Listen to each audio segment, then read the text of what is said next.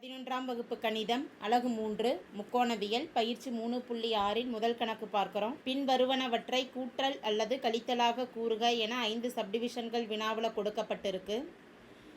இந்த பயிற்சியை பொறுத்த வரைக்கும் கூட்டல் அல்லது கழித்தலாக கொடுக்கப்பட்டிருக்கக்கூடிய சார்புகளை பெருக்கல்லையும் பெருக்கல்ல கொடுக்கப்பட்டிருக்கக்கூடிய முக்கோணவியல் சார்புகளை கூட்டல் கழித்தலாகவும் மாற்றி எழுதக்கூடிய கணக்குகளை படிப்போம். முதல் சப்டிவிஷனில் கொடுக்கப்பட்டிருக்கக்கூடிய சார்பானது sin 35 டிகிரி மற்றும் cos 28 டிகிரி என கொடுக்கப்பட்டுள்ளது. முதல் 3 சப்டிவிஷனுக்குமே நம்ம இங்கே பயன்படுத்தக்கூடிய சூத்திரமானது முற்றொருமையை முதல்ல எழுதிடலாம்.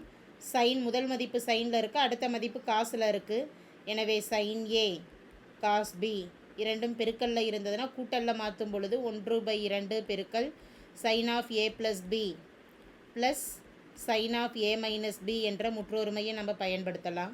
அதை பயன்படுத்தும் பொழுது sin 35 டிகிரி cos 28 டிகிரி என்பதை 1/2 sin of a இன் மதிப்பு 35, b இன் மதிப்பு 28, 35 degree plus 28 degree plus sin of 35 degree minus 28 degree 1/2 பெருக்கல் 35 ப்ளஸ் 28 எனும் பொழுது மதிப்பு 63, sin 63 degree plus sin 35 minus 28 எனும் பொழுது sin 7 degree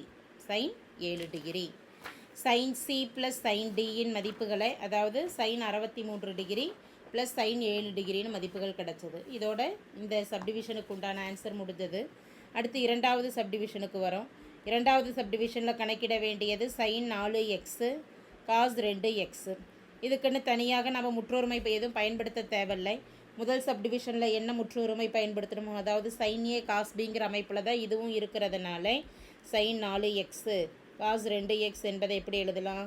1/2 sin of a plus b 4x plus 2x plus sin of a minus b 4x minus 2x ரெண்டையும் கழிக்கிறோம். சுருக்கிறப்ப மதிப்பு 1/2 பெருக்கல் sin 2x plus 4x 6x 4x minus 2x எனும் பொழுது மதிப்பு 2x. அடுத்து மூன்றாவது சப்டிவிஷன். மூன்றாவது சப்டிவிஷனில் கொடுக்கப்பட்டிருக்கக்கூடிய மதிப்பு 2 sin 10 தீட்டா cos 2 தீட்டா. இதிலையும் முதல் சப்டிவிஷனில் பயன்படுத்தி இருக்கக்கூடிய அதே முற்றொருமை தான்.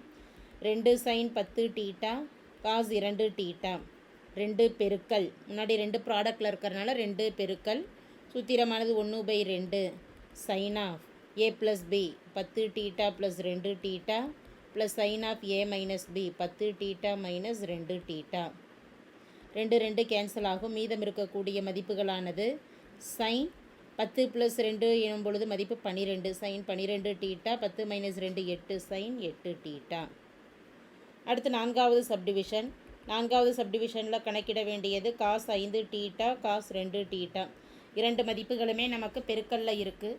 இங்கே நம்ம பயன்படுத்தக்கூடிய முற்றொருமையானது ரெண்டுமே காசில் இருக்குது. cos a cos b எனும் பொழுது 1/2 பெருக்கல் cos of a plus b plus cos of a minus b. Cos formula ரெண்டையும் கூட்டிக்கிறோம்.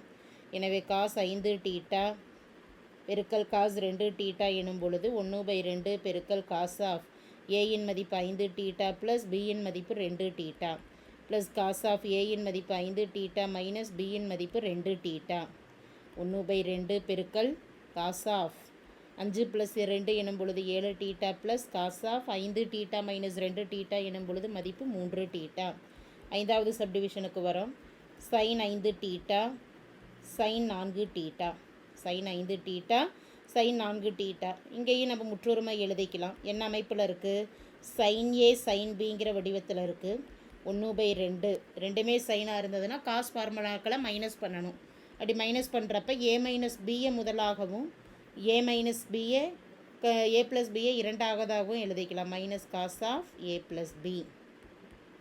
இப்போ சைன் 5 தீட்டா காஸ் அதே சைனு 4 தீட்டா ஈக்குவல் டு 1/2 பெருக்கல் cos of a minus b a 5 b இன் மதிப்பு 4 minus cos of a plus b 5 theta plus 4 theta.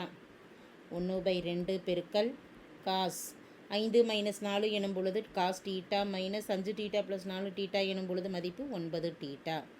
இது தேவையான மதிப்பு ஆகும். தேங்க்யூ.